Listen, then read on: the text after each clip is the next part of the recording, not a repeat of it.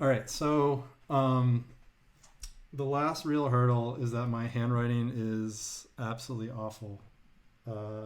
This title here I wrote was like I tried to do it really well. So tell me to rewrite things if you need to. Okay.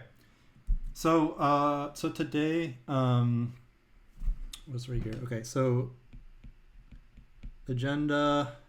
I'm going to talk about rules. We're going to talk about what is strategy, and then we're going to do some like strategy fundamentals.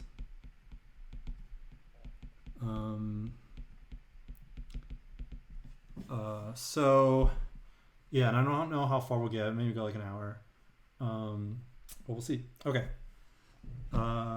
So let's see. All right. So basic rules. You have a field that looks like this, right? There's two goals, something like that. All right, that's an awful drawing. But basically, yeah. You play out on grass. Hopefully, you line the fields. Probably just have cones or whatever. But it's 7-on-7, right? And so you may have played before, like at lunchtime or school or whatever. When I was in high school, we did this, and we would play like 15-on-15 games or 25 on. Teams probably weren't even like 25 versus 23 or something like that. And it's an awful game. It's awful if you play with that many people. I think for numbers 1 through 7, it keeps getting better the more people you add. So, the squiggly lines are accurate. Yep. So, I think like 3v3 it's a decent game, but the strategy really isn't that deep. It's a lot more just, kind of simple skills and, who can run around the fastest or whatever. There's not a lot of deep strategy to it. 7-on-7 turns out to be a really good game. So I don't know who had the foresight when they made the game to say like 7-on-7 is the way to go, but I think it's really good. I think it's the right balance between having too many people and having a good amount of strategy. So yeah, I'm a fan. I don't know if anyone's tried playing like 8-on-8 before or whatever. I don't know if that's even better. I'm not sure, but 7-on-7 works well. And yeah, so you score. Well, let's just say that you pass the frisbee, right? You can't run with it. So, if you have someone here and someone here, you throw the disc to them, and then you can kind of march down the field, and then you can throw it back to them, and so on. And if you catch the disc in the end zone in one of these places, then that's when you score, right? And so one team attacks over there, the other team attacks the other way. Possession changes when the disc hits the ground or on a stall. I'll talk about stalls in a second. But as far as the disc hitting the ground, also, I don't know if anyone has played with these rules, but when I was a kid, I played a game of Ultimate. Again, just kind of random people. And everyone was convinced that the rules of Ultimate were that the last person that touches the disc, that's who causes the turnover, right? So if I'm on offense, I throw it. The defender hits it into the ground. Well, the defender was the last one to hit it, so I get it back as the offense, which it's, again, a terrible game. Like, you can't knock the disc out of the sky. You have to catch it. So that's not really how competitive Ultimate is played. If the defender either catches it, that's a turnover, or if they hit it to the ground, or if, just gets thrown into the ground. Any of those situations, it's a turnover. And that's turns out a much better game, I think, because it makes defense possible. The other way you can turn over is by a stall. Okay, so if you are holding the disc, you can only hold it for 10 seconds. And the person that's guarding you, by the way, if you imagine like, if I'm drawing like, let's see, a field. Let's erase this stuff. So if I'm drawing, I'll here's the thrower, and then here's like a person marking them. I just draw a line on them. So basically, the person guarding the thrower, we call them the mark. And anyway, so they're going to count from 1 to 10, and if they count to 10, then it's a stall, and the person just has to drop the disc. It's a turnover. No traveling. So, are there any questions? Okay, no. pretty simple stuff. All right, no traveling. So if you do have the disc, you have to set a pivot foot, right? So if I'm a right-handed player, probably my left foot is my pivot foot, and then I can't move my left foot. If I do to travel, it's not a turnover, but if you try to throw the disc, it'll come back. You don't get to complete it. Let's see. Yeah, no double teaming the thrower. You can't have two people guarding the thrower. All right, no picks. That's kind of an interesting one. So basically, if I'm downfield, right? This is me downfield. I'm the O here, and I have a defender, and say the defender is kind of behind me. If I'm running this way, and there's another person here, and I basically run by that person, and the defender runs into the other person, that would be a pick, right?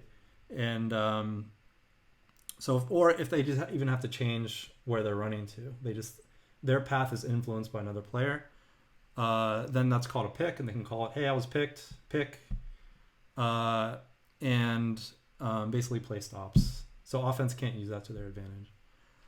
And that's basically it. It's non-contact,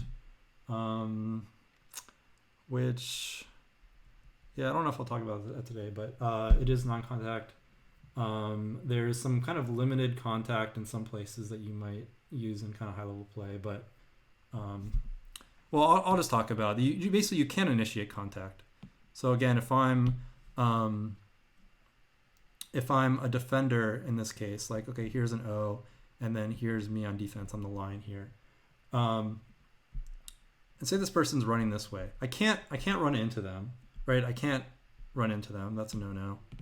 And nor can I like jump out right in front of them so that they have to run into me. That would also be a no-no.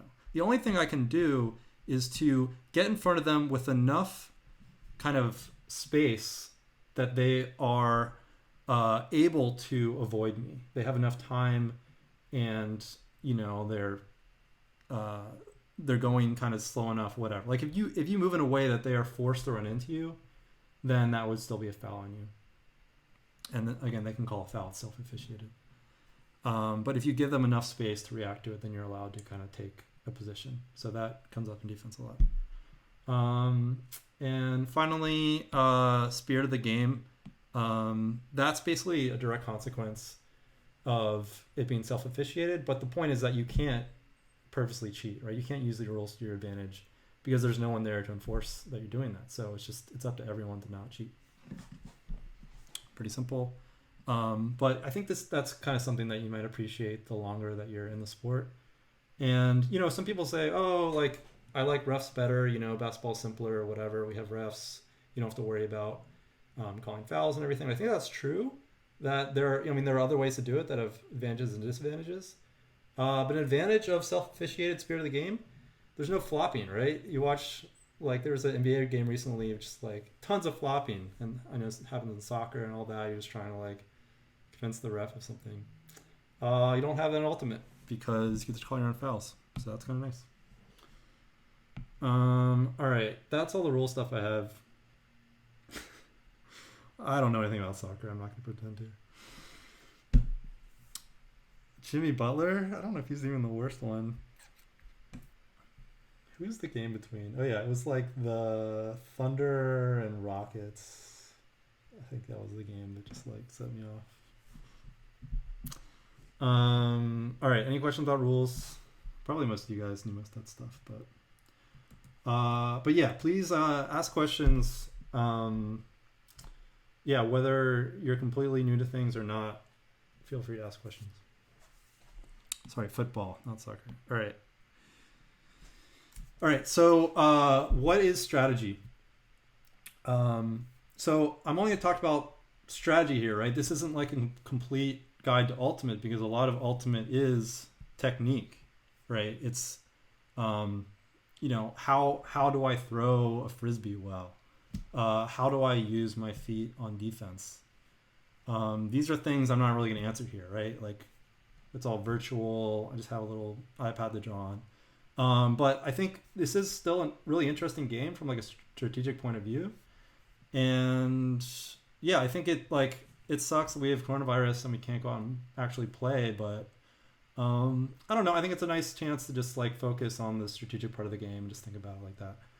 Um, so yeah, so what is strategy? Strategy is, I don't know, I don't know. You can draw like a distinct line between what strategy would be and what like technique would be.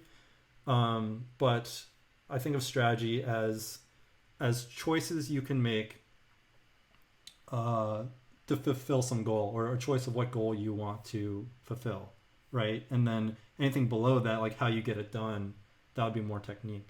So in strategy, you can think in terms of like, you have a player like throwing to another player. You don't have to think about how they're going to do that. And then for all these situations, you don't have to think about exactly how to get it done. It's just you have a goal. Let's do this goal. Like, should we throw here, or should we throw there? That's a strategic question. How do we organize the people on the field? Nothing to do with their training or their footwork, or usually even how fast they're running, but it's just strategic choices. Does that make sense? All right. So for today, I want to talk about strategy fundamentals. And by fundamentals, I'm basically thinking about things that that probably aren't going to change. That that one team might run one kind of offense, another team might run another kind of offense. In the future, there might be new offenses, but probably they're going to use these same principles to build their strategy. And I think maybe there's one that if we ever thought about it differently, then Ultimate would significantly change. I don't know, but I think they're pretty foolproof. I mean, I don't know. I just kind of thought about them. I didn't put a whole lot of thought into it. So, maybe how about this? Tell me when I put one out there, give me like a thumbs up or a thumbs down or whatever if you disagree. Are there thumbs up, thumbs down emojis here? Sorry, emotes. That's what they call on Twitch, emotes. Anyway, tell me if you buy it or if you think it's not actually fundamental. All right, first one, throwing to space, or I'll say space. The concept of space. Concept of space. So here's the thing. Frisbees don't travel that fast, right? So if I'm here and I'm throwing an object to another person, right? If I throw a ball, it's like you can't outrun a ball. If I throw a baseball, like you can't outrun that basically. So you can think of it almost as traveling instantly. If this is a sport built on throwing baseballs instead of frisbees, it would work really differently. But since it's a frisbee, like it just really doesn't travel to your destination like instantly. It's enough time for a human to like chase it down. Yeah, I mean, like if you throw the disc far enough, at first it travels fast. Eventually, it hangs there and slows, and you can outrun it. I mean, I can, and you probably can too. And that, I mean, just has really distinct impacts on strategy. And I think this is kind of usually not apparent to newer players, because newer players, they think, oh, there's someone, I'm going to throw it right to them, right? But that's just not how it works. Here's an example. Okay, so say I have a player here. Okay, and I have a receiver downfield, and I have a defender as well. I'll put them off to the side. Here's the question. I'm gonna delete this stuff. Where do I throw the disc to get it to my receiver? All right, simple question. Everyone's just standing still. Where do I throw the disc to get it to my receiver? The other circle. Again, the lines will always be defense. The reason I do that is that you can see the orientation of their hips, which often matters. Less so for the offensive player. But that won't be relevant for a while. But hammer, all right. No. I might as well talk about that. So a hammer is an over the top throw. Not generally concerned with those. Maybe we can talk about in special circumstances, but generally when I talk about any throw, I'm talking about either a forehand or a backhand. I don't have a disc right here. Here's my phone. Okay, a backhand throwing like this, right? And a forehand holding it up and throwing it like this. But basically they're both throws that are generally in the plane of the field. So that's why I can do all these diagrams in 2D. All right, on the side of the receiver that the defense isn't. Yeah, I generally buy that, right? So maybe what a wrong answer is to just throw the disc right up here, right? But given that the defender and the offensive player are side by side, and given that the disc doesn't travel at the speed of a ball, like basically you're going to throw it, and by the time it gets to here, like both the offensive player and the defensive player are going to start running after the disc, right? And it's not clear that the offensive player is going to win, even if they have the head start, because the defensive player, they don't even have to catch it, right? They can just bash it to the ground, like I said, and even more than that, they can lay out. Like they don't need to catch the disc, so they can dive and just get their hand forward and just barely brush the disc with their hand, and the defender actually has to catch it. So the defender is usually gonna win a race like that. So just throwing it at them, again, you can't throw it right to the player. You have to throw it to this space. There's like a space in front of the thrower or in front of the receiver that you're really throwing to. So that's not really what you want to do. So someone said on the side of the receiver that the defense isn't. Yeah. So if you throw it over here, then the offense can also kind of go to that space, and the defense can go to that space. But now the offense is way ahead of the receiver.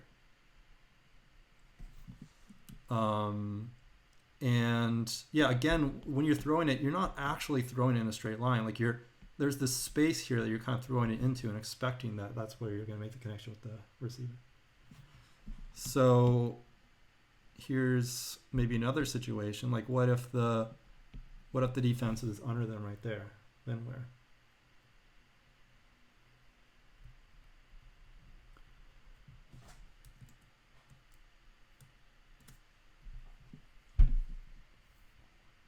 Huck. Yeah, go deep. Yeah, exactly. So again, if you even though there is a little bit of a maybe right to left advantage for the receiver, because they're so far under, if I throw to this space here, again, the defender and the offender are going to have a pretty equal chance, and the defense has advantage, so defense might win. And so the best thing you can do there is to basically throw it out into this space. And again, the offensive players can have shorter path to run in that case. So yeah, space. So I really think a newer player is often just going to think about throwing the disc to someone. But if you can change your mindset from throwing it to the player and then instead throwing to a space, your throws will improve. You'll throw fewer turnovers, all that stuff. So think about space. Yeah, I'm going pretty slow, so sorry. I don't know if I'm going to get through much of this stuff today, but whatever. Let's keep going. All right. Here's another one. I'll write it out. A warm body spoils the space.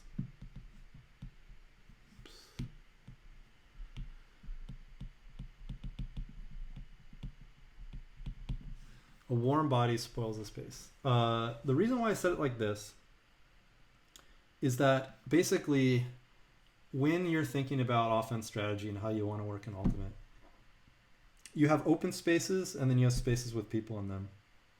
And spaces with people in them are really not useful targets for a throw. And it almost doesn't really matter whether they're on offense and defense, which is, I think that's the interesting thing. right? Here's an example of that. So basically, just to be clear about what this means,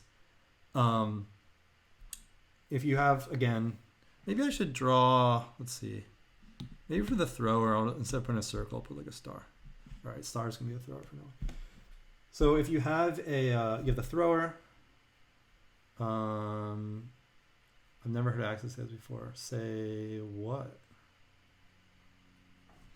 If you have a thrower and a receiver, so basically, the one space in this diagram you should not consider throwing it to is the space that currently occupied by that receiver. Which isn't to say you shouldn't throw to the receiver. You should just throw somewhere that they aren't currently standing. And maybe that is like right in front of them. Like maybe the right answer is just throw it like, into this space, and that's where you'll make the connection. But again, you're not throwing it to the player directly. You're throwing it to a space between you and the player. And that's going to help you out in situations where, like, you have a defender anywhere in the area. Like, again, you don't throw it at the person. This space is spoiled. This whole space is spoiled. You got to pick somewhere else in the field. And then I already gave you some other guidelines on how to pick a space. But, say there's a defender over here. Now this whole space is spoiled, right? I can't throw anywhere in that space. And if there's an offensive player here, I also can't throw into this space. And I think that's, again, this is the weird thing, because they're on offense, right? What does it matter if you can throw into someone on offense? Well, typically, there's a defender also. And, okay, theoretically, there's no defenders in the field, and yeah, it doesn't matter anymore. But typically, each person has a defender. And so, this person on the right side, they're going to have a defender somewhere. They might be over there, might be over here, might be over here, whatever.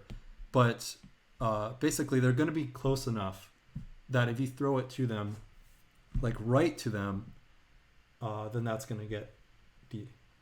That's going to be a turnover. Here's kind of an application of that as well. This situation comes up a lot with new players. Let's say, okay, so the field is kind of this big. There's a goal out there. I should probably make it wider.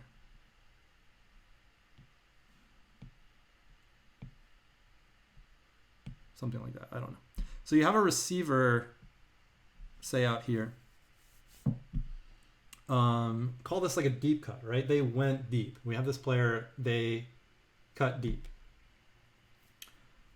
You can't, once the player's there, this whole deep space is basically spoiled. You can't throw there anymore.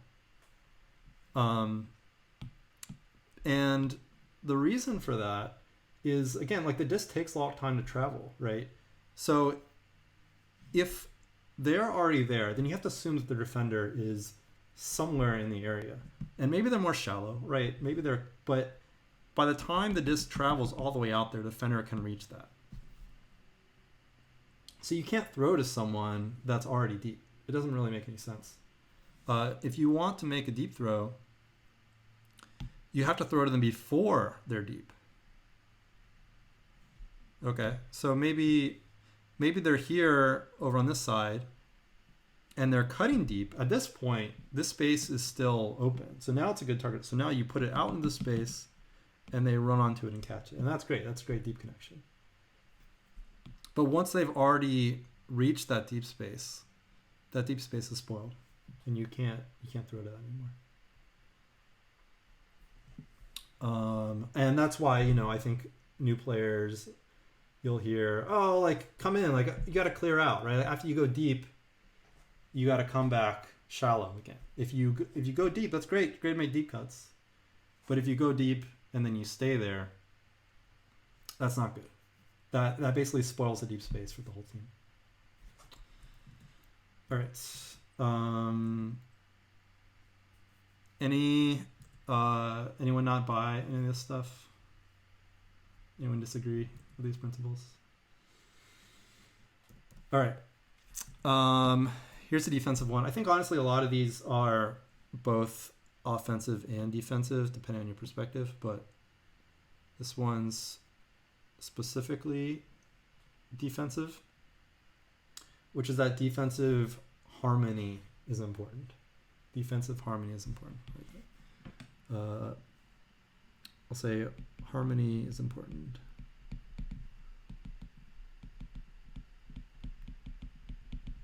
In defense. What does that mean? That basically means that as a defender, you don't want to defend the same thing that your teammate is defending. So if we imagine, say, a defender here, a defender right behind them, a defender right behind them, a defender right behind them, just like lined up for, forget what the offense is. All these defenders, they're defending like the same set of throws, right? Like they're defending the throw going down the straight middle of the field. This doesn't make any sense, right? Like you don't need to know much about Ultimate to know that putting all your defenders just like in the middle of the field all guarding the same throw doesn't really make any sense. So what would harmony look like? Here's an example from zone. Like so basically in Ultimate you can have kinds of defenses that are historically called like man defenses, but now obviously it's better to say like something because men and women play Ultimate. I like match defense. I've heard person defense also, but I think match is just a single syllable, so that's kind of a nice way to say it. But match defense, right? One-on-one defense. But you can also do like a zone defense where you have multiple defenders basically guarding areas of the field rather than people. And in that sense, you might have like one defender here, one defender here, one defender here. You can see the harmony there. Like they're guarding different throws. And I think that really matters. Like it seems obvious, but here's an example. Say you have like a thrower toward the sideline, right? And then you have the mark kind of standing here, so kind of preventing throws off to the side of the field. And say you have another receiver right here. It makes sense for the defender to kind of guard this space because that's the space that the mark isn't guarding, right? But that's not always how teams play it. And that's not to say that this is the only way to do it, but a good harmony, a good way to play defense here with good harmony is to have like the mark specifically defending throws in this space and have the defender specifically defending throws in this space. And again, they're taking away different things. That's harmony on defense. So that's the idea there. Again, not the only way to do it. You can set up different kinds of harmony. But yeah, that's what you want to shoot for. All right. No questions? Any questions from new folks? I'm kind of hinting at more complex stuff and not really going into it, but if you want to ask any questions again. All right. I just quickly, if it's a corollary, this one I guess, on offense, if there is any kind of defensive harmony, then it's really important to break that. It's really important to go against it. I'll just say, corollary offense needs to break the harmony. I'll just say break it. Terrible handwriting. So basically the idea there is that if you have this situation, you have the thrower, defender, corollary of the corollary, break the mark. If you have this defensive harmony, right, you have all these defenders set up guarding different throws, you can see that in general, the defense is taking away like throws to this part of the field, and they're allowing throws to, this part of the field. It's not good in general for the offense to go along with the defense is trying to get them to do. It's not good to in general, take throws over there. What you want to do is get it to this area. That's the area that the defense doesn't want you to go, and that's the area that you should go. Generally, it's going to be the most effective way to play offense. And again, there's a lot of like nuance there. I mean, it's not to say that like all throws to the right side of the field should be absolutely banned, but it's definitely something that you should think about when trying to decide what to do.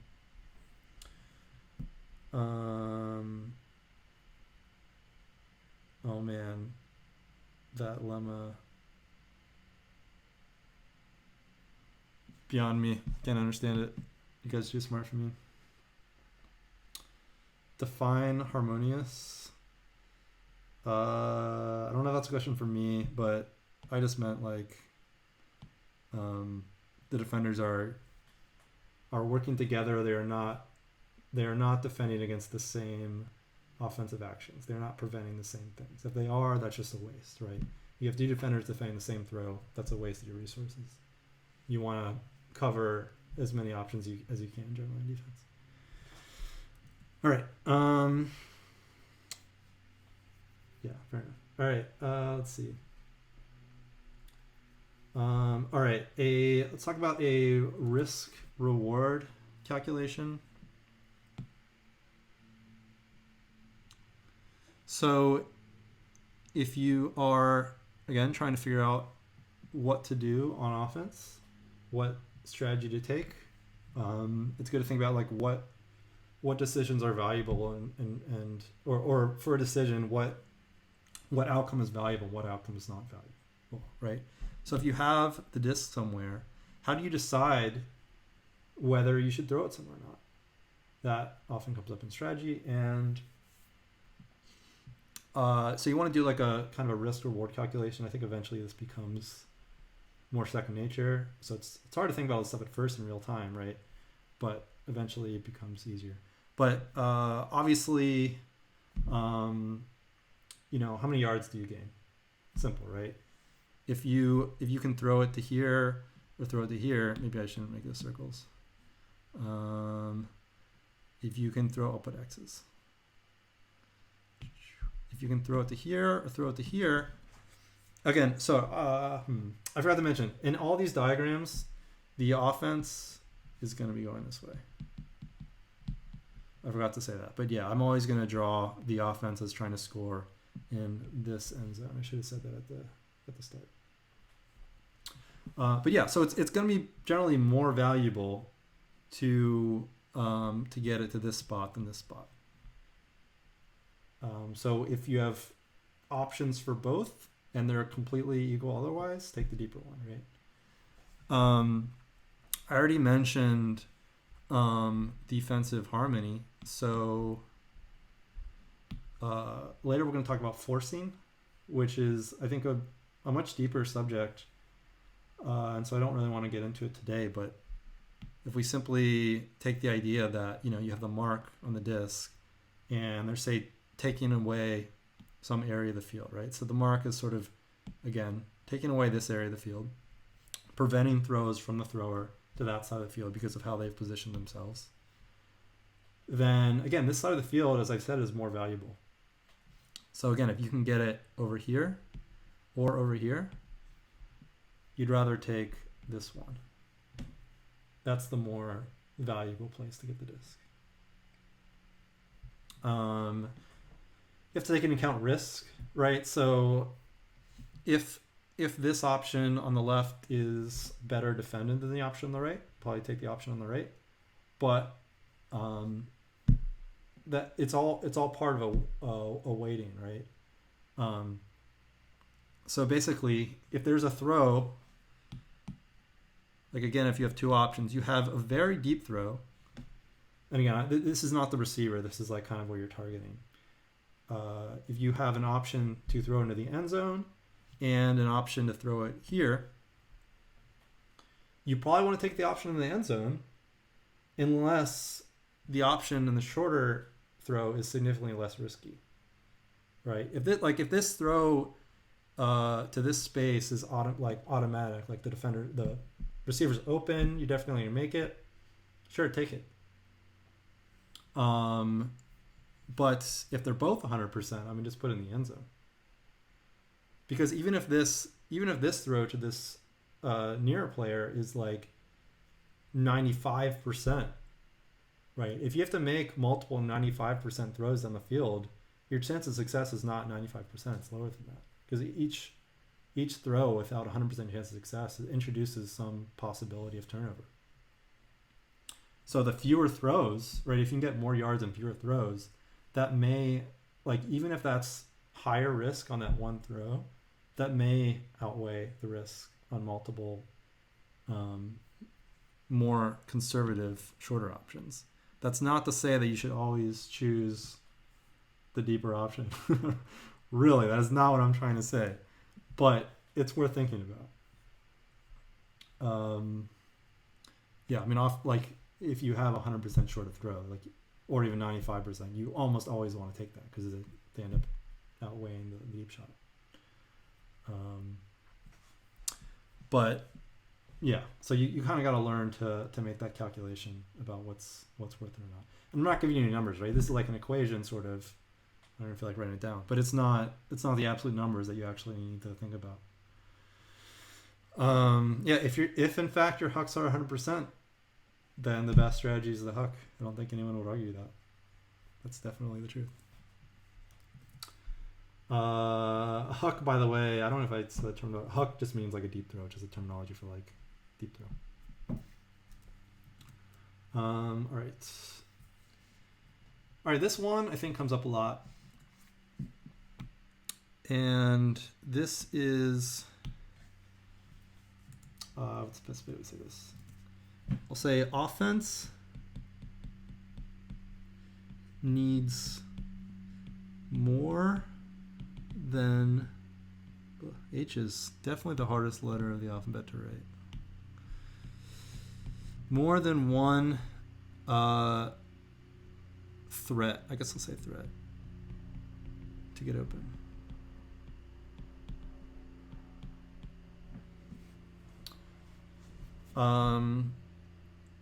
So basically, again, we have a thrower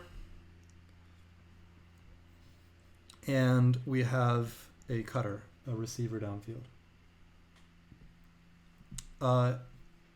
In order for them to get open, there has to be two different places they can go. Because if you imagined, all right, changing the field, imagine we're playing ultimate on a narrow field, with like kind of a shorter end zone. In this situation, they're like, this player can't get open as is. Like where they are, there's only one place they can go, right? It's not, the field's not wide enough for really to go anywhere, but straight under. There's just not room for them to cut deep. This player can't get open, at least on the initial look. Like for strategic reasons. Like, yeah, if they're Usain Bolt out there, whatever. If they're way more skilled, it'll probably happen. But when you're talking about strategy, you got to think about generally like both. If you want to come up with a generally useful offensive strategy, you got to imagine that everyone sort of has the same ability, more or less. I mean, it's worth it to game plan against strengths and weaknesses of your players and their players, but like, you got to assume that roughly the defense is going to do the right thing, which means that for the defender, like, they're going to position themselves under, right? Why not? Like, if the disc goes up deep, they'll have time to get there, so they can just, they're fine, like, position themselves under the receiver. But the receiver only has one place to go, which is under. And so the defender will defend it. So again, in practical terms, this can work, and you may see some success with it, but it's not a good long-term strategy. You generally want to set yourself up to get multiple options. So what does that look like? Imagine now we're back to our kind of normal size field. This might be two options, cutting in or out. Right? You can cut to this space. Again, we're creating spaces. You can cut to that space or cut to that space. Two options. So the defender has to pick one, more or less. again, it's not like the defender is like all the way down here or all the way up there. They're gonna kind of position themselves a little better than that. I mean, we talked about that later, but really, there's fundamentally two options for the offense to go, which doesn't guarantee that they'll get open, but it makes it a lot easier because the defender can't just sell out and completely defend one or the other. They have to be open to the possibility that either cut can happen. Or you might say that they could cut over here as well. That's another option, right?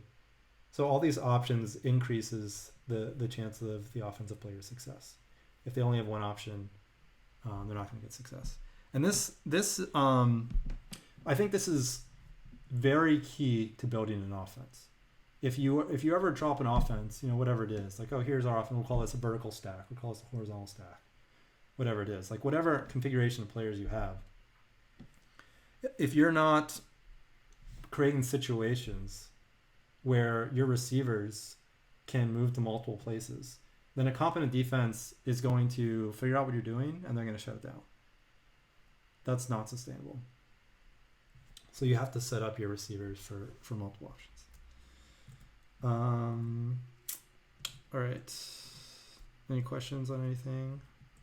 Nearing the end. All right, here's another one. This is kind of it's related to the last one. And okay, so this is the most effective offensive strategy if possible. If possible. F's are also hard. If possible, the most effective offensive strategy, if possible, is isolation.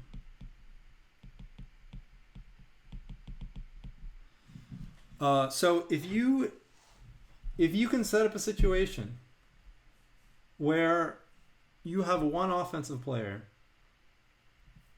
in the middle of the field with all this wonderful space all around them to cut to, and they're one match defender on them, right? So they're one defender on them, and you have everyone else out of the way, right? Maybe you paid off the other team. They said, okay, like, we just set up all our people down here. Will you please just guard us there as well? That would be great. If you could do that, that would be awesome. If you can get this to happen, you're golden. Like, it's really hard to defend one-on-one when the offensive player has lots of options. Like, if the defender is much better, if the defender is completely dominant, yes, then you can shut someone down in the situation. But given like equal abilities, equal speeds, or more or less equal, the offensive player is probably going to win. Not all the time, but a high percentage of the time. So this, like, again, if you can convince the defense to just like follow all your people out to the corner of the field and just like take a tea break, then that's a great offensive strategy. One-on-one, this person's going to get open.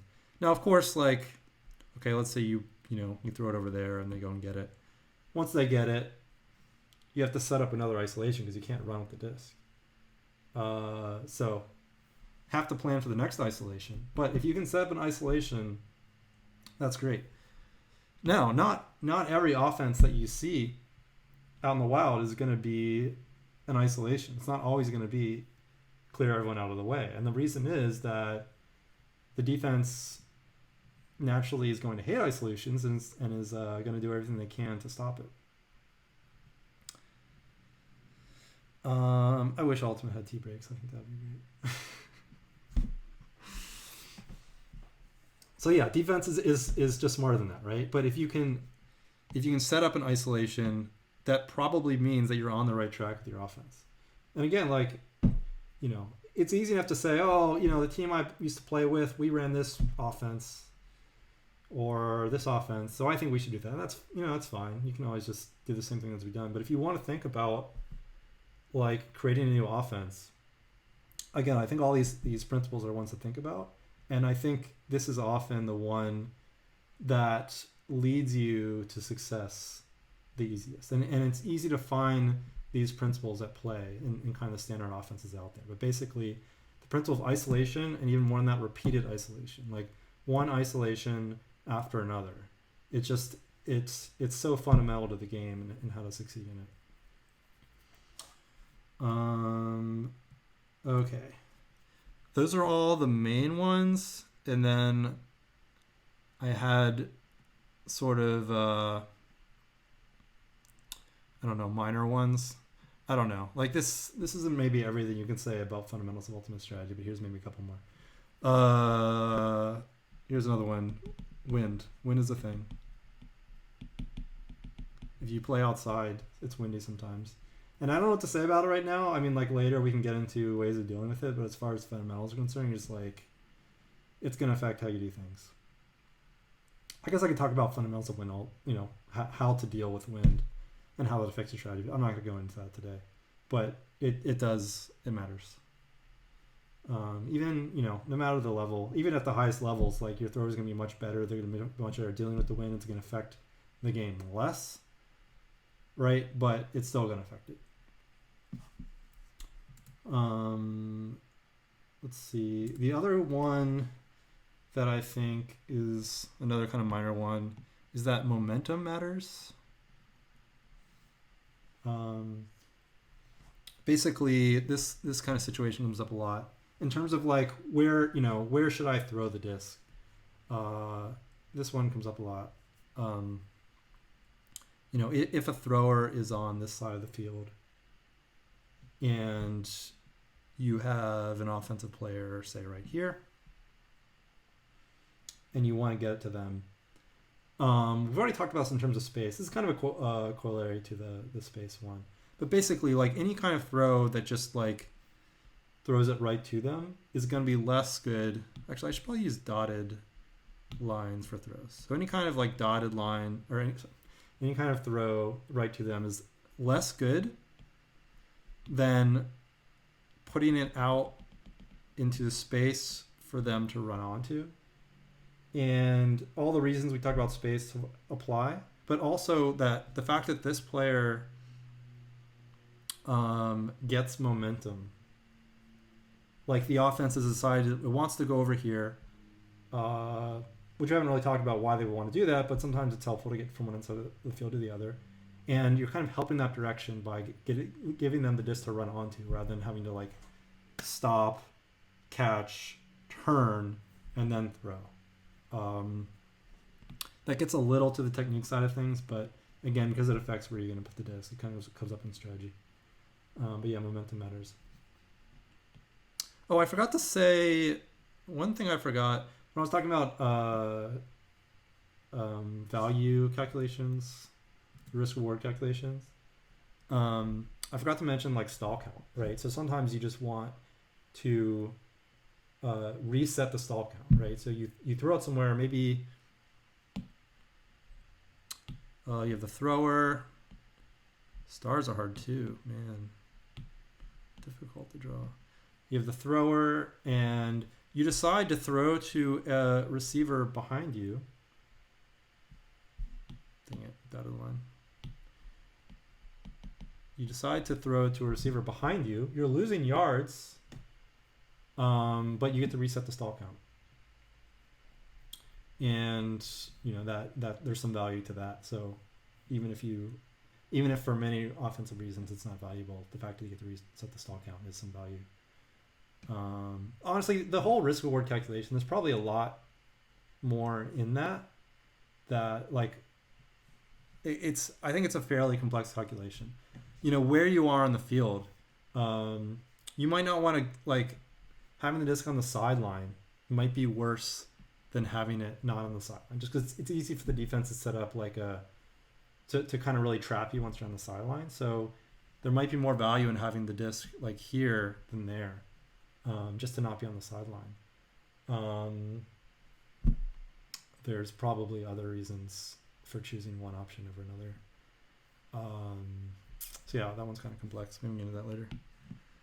But I think that's about everything. All right. Anything that people can think of that's like a fundamental to offensive strategy? About heading up an hour anyway.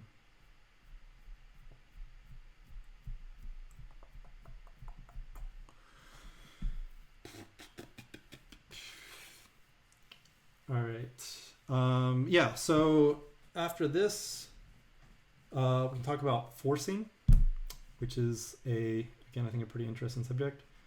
We can start looking at the actual offenses that are used in Ultimate, and talk about different situations that come up. And again, what I'm trying to do is kind of approach it from more of a general Frisbee perspective, rather than saying, okay, on this team we're going to do this thing. Talk about more about what the possibilities are, because I think that's pretty interesting. All right. Yeah. Any other questions before I go? Or any comments? Let me know also if there's a way to make this better. I don't know how entertaining that was, or whatever. But yeah, let me know if there's a way I can improve what I do also. Thumbs up. Sweet. Thanks. Thank you. All right. Well, hope you have a great weekend. Hey, how did League practice go?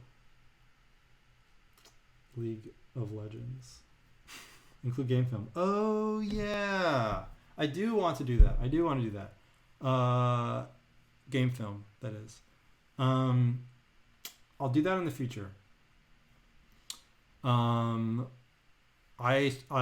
should actually like spend a little time like looking at some good examples, but maybe a way to start the next one is like pull down game film and try to find these principles. That's like a good review for what we talked about today. So yeah, today's kind of dry, right? A lot of X's and O's, but yeah, in the future we can pull up actual film and see how this stuff pops up. Yeah, if I don't start with that next time for whatever reason, just remind me and let's do that first thing.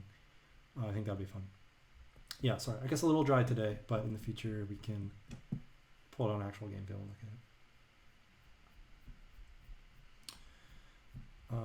at it. Okay. Thanks, everyone. Hope this was useful. Feel free to ask more questions afterwards if you want. See ya.